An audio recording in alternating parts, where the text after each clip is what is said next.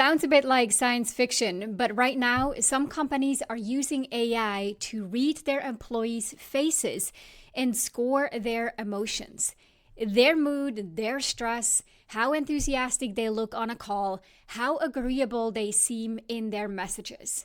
Now, I work with managers for a living, and this is one of the trends that truly worries me. Not just because it's invasive, knowing that a tool has access to my computer camera and is using it to analyze me, but also because the science underneath it mostly doesn't hold up, and because what we know from psychology, this goes completely against creating employee engagement.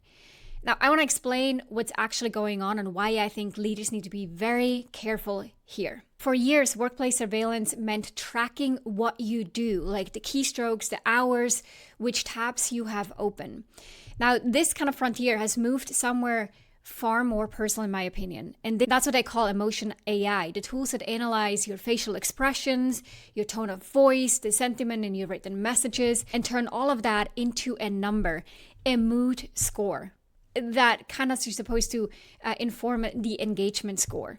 And it's also basically supposed to be a read on whether you seem positive enough. And by the way, I'm not the only one who's concerned with this. This is being taken pretty seriously at the highest levels, including the European Union's AI Act that says that using AI to infer people's emotions in the workplace is now banned, with only narrow exceptions for the safety and medical reasons or in children's education.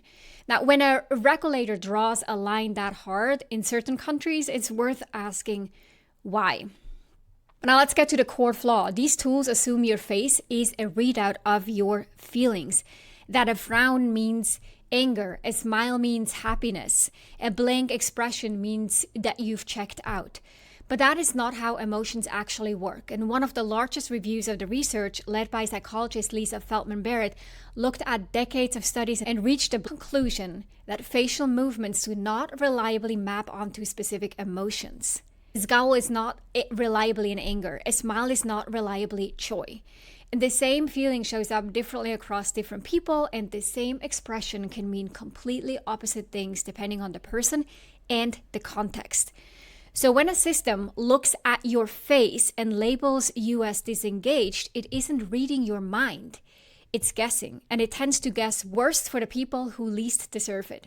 For example, the introverts or neurodivergent employees, or people from cultures where big visible enthusiasm isn't the norm, or anyone who's concentrating hard instead of performing attentiveness or smiling, for a matter of fact.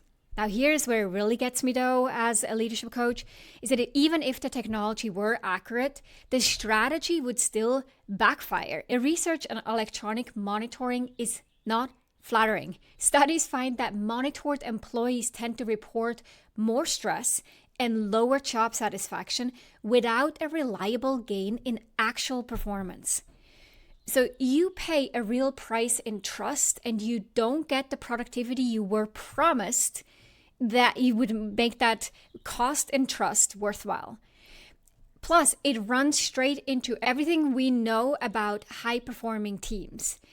Amy Edmondson's research on psychological safety shows that the best teams are the ones where people feel safe to speak up, ask questions, admit mistakes, and disagree.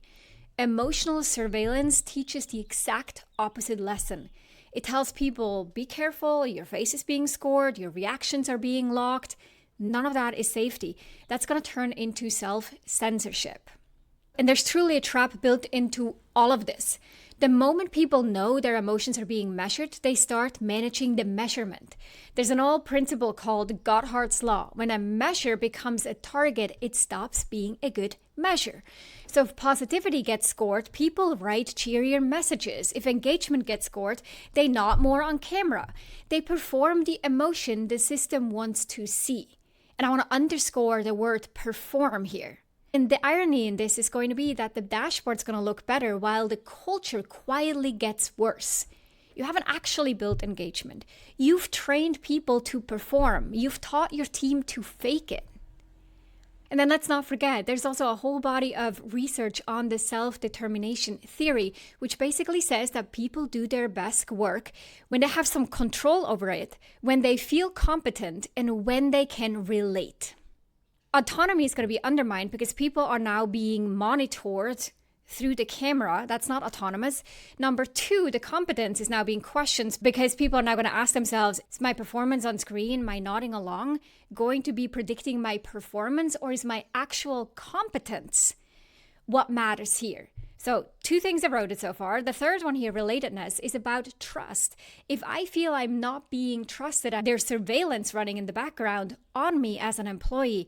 Now, all 3 of those factors of this motivational theory are completely undermined in the process. So the question is, what should leaders do instead? What's the alternative? Because wanting to know how your people are doing is a completely fair thing for a leader to want. But the answer isn't the camera, it's the actual work of leadership. If you want to know how your team feels, build a culture where they will tell you. Ask better questions, listen better, notice patterns, make it safe to say the hard thing, and measure what actually matters and what you can act on.